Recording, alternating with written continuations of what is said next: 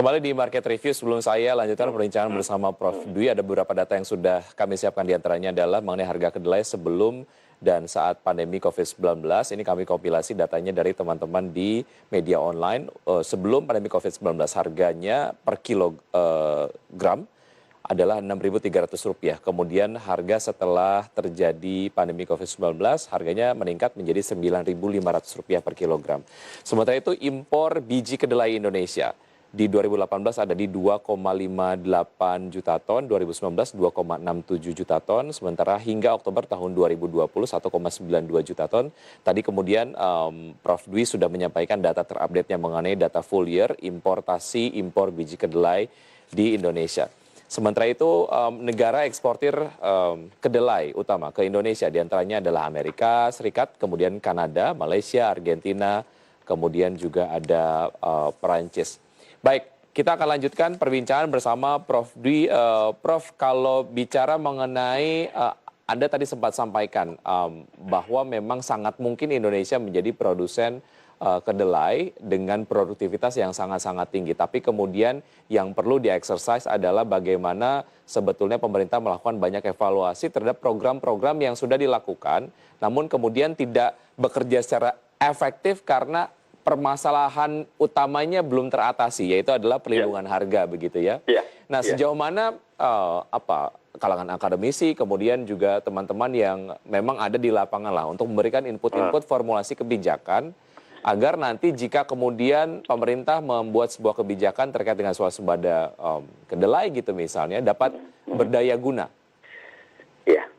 Ya, oke. Yang pertama meralat data ya, sesuai dengan yang tadi disampaikan. Data yang dikemukakan tadi itu adalah data kedelai dalam bentuk biji ya. Memang impornya tahun lalu 2,67, tahun 2019 kan, tentu 2,67 juta ton.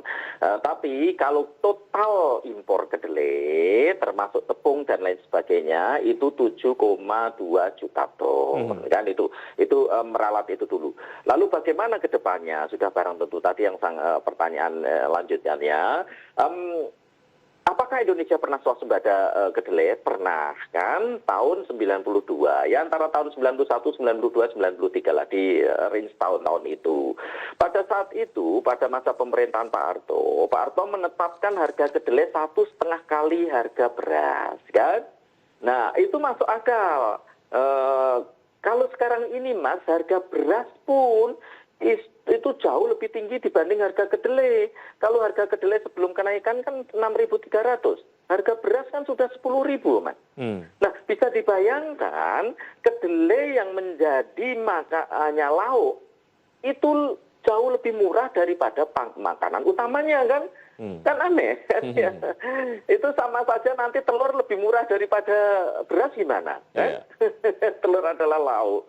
Jadi ini sehingga aneh. Nah, kalau pemerintah tetap menginginkan seperti itu, persoalan kedelai tidak akan pernah terpecahkan. Kan? Karena apa? Kebijakan pemerintah saat ini itu cenderung berat ke konsumen. Kan? Sehingga bagaimana pemerintah bisa menyediakan pangan yang murah untuk konsumen. Kalau pilihan itu dilakukan, silakan kita menghadapi persoalan seperti ini terus. Semuanya akan ada hanya wacana. Pemerintah menggunakan berbagai program peningkatan produksi kedelai, jawabannya pasti gagal kan? Karena persoalan utama tidak diselesaikan. Persoalan utama tadi yang saya sampaikan kan? Dan betul apa yang dikemukakan pada pemerintah masa lalu itu, kalau kita terapkan saat ini betul, Mas. Jadi tahun 2002 ketika keran impor kedelai itu dibuka, saya mengadakan kajian, kedelai impor hanya 1.500 harganya. Tapi biaya produksi di level usaha tani tahun 2002 tersebut itu sudah 2.500. Pada saat itu saya nyatakan ini titik awal kehancuran program kedelai di Indonesia. Dan betul sekarang ini 90% kebutuhan kedelai kita harus kita datangkan dari luar negeri kan. Dan nanti sebentar lagi bisa 100% kan itu. Baik. Prof, kalau kita lihat secara komprehensif lah ya dari proses pembuatan kebijakan publik yang dilakukan oleh pemerintah lah terkait tentu saja dengan komoditas pangan, dari formulasi kebijakan, kemudian legislasi, implementasi dan evaluasi, ini sebenarnya udah jalan atau belum? Sehingga polanya terjadi perbaikan lah, tapi kemudian nampaknya tidak. Nah, apa yang Anda bisa analisa dari proses ini?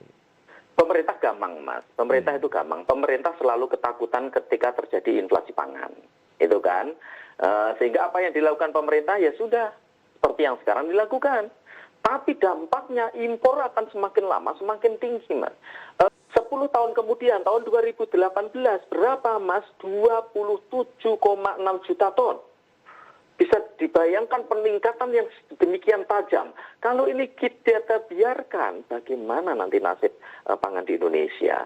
Kalau kita sekaya Singapura tidak ada masalah. Singapura itu di indeks ketahanan pangan dunia itu nomor 1 di dunia Singapura. Mengalahkan Amerika yang merupakan produsen pangan terbesar di dunia, kan? Baik. Tapi 90% kebutuhan pangan masyarakat Singapura diperoleh dari impor. Tidak ada masalah karena pendapatan penduduk Singapura sangat tinggi. Ya. Tidak ada masalah karena persen pendapatan untuk pangan sangat rendah. Tapi kalau di Indonesia kan terlalu berbahaya. Baik. Gitu. Ya, Prof, walaupun komoditas kedelai bukan komoditas pangan utama Indonesia, tapi menyikapi dinamika yang ada akhir-akhir ini, perlukah swasembada kedelai diprioritaskan? Swasembada kedelai bisa, Mas. Dibatasi dulu ke tadi kedelai biji kan tadi kan ya. Yang impornya untuk tahun 2019 2,67 juta ton itu dibatasi di situ dulu kan. Di situ kenakan tarif khusus untuk kedelai biji kan. Supaya nanti harga biji kedelai ini mendekati harga kedelai yang diproduksi petani. Kedua, lindungi harga di tingkat usaha tani. Sedangkan kedelai tepung dan sebagainya yang biasanya digunakan untuk perusahaan makanan dan minuman, oke lah. Untuk sementara seperti itu. Jadi targetnya sudah selesaikan kedelai biji. Tapi sekarang ini kan nggak ada bedanya, Mas. Tarif untuk kedelai biji, tepung maupun lainnya kan sama persis. Jadi ya sudahlah, kedelai biji pun akan mengikuti harga kedelai yang dalam bentuk lain. Sehingga harganya ya sampai di Tanjung Priok hanya sekitar 6 ribuan kan, kalau yang normal kan sekarang ini 9 ribu. Jadi itu aja lah. Baik. Kalau itu tidak dilakukan, Mas, selesai sudahlah. Sudahlah, nggak usah berwacana apapun terkait swasembada kedelai. Baik. Pemerintah sekarang sedang menggalakkan program food estate. Secara momentum ini bisa disertakan atau tidak, Prof, mengenai kedelai ini? Ini kayaknya narik nafas panjang nih Prof Dwi nih. Kenapa, Prof? Aduh Gusti, saya tuh mengikuti Mas program food estate. Saya pas saat itu sebagai anggota tim analisis risiko lingkungan tahun 96 di Kalimantan Tengah. Barusan juga saya tulis di awal tahun ketika program food estate ini berjalan di salah satu media nasional kan, bahwa jawabannya pasti, Mas. Pasti apa? Pasti gagal food estate. Udahlah. Itu karena apa? Melanggar prinsip-prinsip utama dalam pengembangan pertanian. Ada 4 pilar utama dalam pengembangan pertanian yang itu dilanggar semua, sehingga ini pemborosan uang luar biasa besar. Apa saja itu Pak Dwi yang dilanggar? Iya, yang pertama ya Mas, pilar pertama itu adalah kesesuaian tanah dan agroklimat. Jadi itu. Jadi memang harus sesuai. Ini pun beberapa sudah dilanggar. Pilar kedua adalah kelayakan infrastruktur, baik infrastruktur pengairan maupun infrastruktur usaha tani kan. Ini pun juga perlu biaya luar biasa besar kan untuk pembangunan itu. Lalu yang ketiga adalah kelayakan budidaya dan teknologi. Kalau nggak ada varietas yang cocok, teknologi yang memadai, pupuk yang memadai ya pasti gagal. Lalu yang keempat itu kelayakan sosial dan ekonomi. Kalau produksi padinya hanya 4 ton dan di bawah 4 ton, dan ini kenyataan yang terjadi, ya itu pasti gagal. Karena sama sekali tidak ekonomis bagi petani. Sehingga petani kan lari semua itu kan, yang bekas lahan gambut 1 juta hektar. Dan ini diulang lagi di Bulungan 300.000 hektar di Kalimantan masa SBY. Diulang lagi di Ketapang 100.000 hektar di masa SBY. Lalu kemudian di masa SBY ada MIFE, Merauke Integrated Food and Estate. Lalu pada awal pemerintahan Pak Jokowi ada program 1,2 juta di Merauke, kan? Hasilnya apa? Kan gagal semua selama 25 tahun, Mas. Lalu kegagalan ini diulang lagi sekarang, kan gitu. Baik. Ya, Prof, apa yang perlu dilakukan oleh pemerintah? Evaluasi intens apa yang perlu dilakukan oleh pemerintah supaya kegagalan-kegagalan ini tidak berulang, dan kalaupun memang food estate sedang berjalan, supaya kegagalan di masa lalu tidak kemudian terjadi. Apa yang bisa di exercise? Iya, iya. Akhirnya food estate ini jadikan saja exercise akademis saja, Mas. Nggak usah bercita-cita mulu menjadi lumbung pangan, apalagi yang menteri sebelumnya lumbung pangan dunia, lupakanlah cita-cita seperti itu. Jadikan apa yang terjadi sekarang di Kalimantan Tengah, ini jadikan akademik exercise saja. Lakukan demplot di berbagai tempat, lalu kaji bersama-sama, lalu bagaimana, apakah layak atau tidak, gitu aja kan, sesederhana itu kan. Tidak langsung digebyah uyah program 170.000 hektar dan sebagainya. Udahlah, jadi itu lebih baik jadikan sarana academic exercise di lokasi-lokasi tersebut. Baik. Gitu. Dan mari kita lihat bersama-sama. Ya, gitu kita kan? lihat dan kita awasi begitu ya, dan kita Iyalah. kritisi sama-sama. Baik, Prof, Rakyat terima karena kasih. pengawas, Mas. Iya, sudah bergabung bersama kami di Market Iya, iya. Review.